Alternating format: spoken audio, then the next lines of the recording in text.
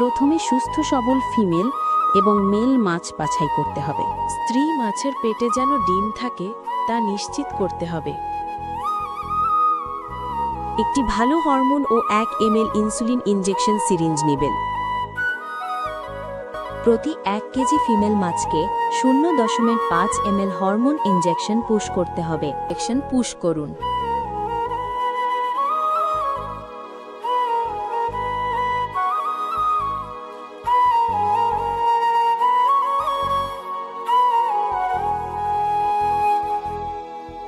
অবশ্যই একটি ফিমেল মাছের সাথে 2টি মেল মাছ অথবা 2টি ফিমেল মাছের সাথে 3টি মেল মাছ নিতে হবে।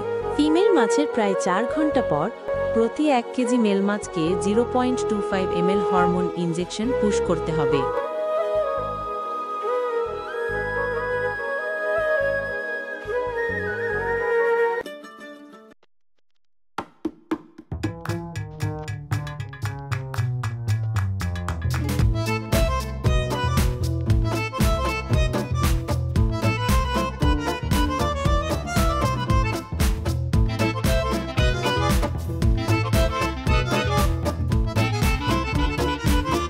এবার একটি পানির পাত্রে পানি নিয়ে হরমোন ইনজেকশন পুশ করা ফিমেল ও মেল মাছ একত্রে দিন।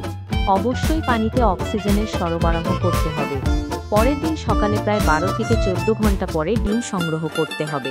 ডিমগুলো থেকে নষ্ট ডিম বাছাই করে বাদ দিন এবং ভালো ডিম অক্সিজেন সরবরাহ করা পানির পাত্রে ছেড়ে দিন। 20 থেকে 24 ঘন্টা পর পরের দিন সকালে বাচ্চাগুলো বাছাই করে নিন।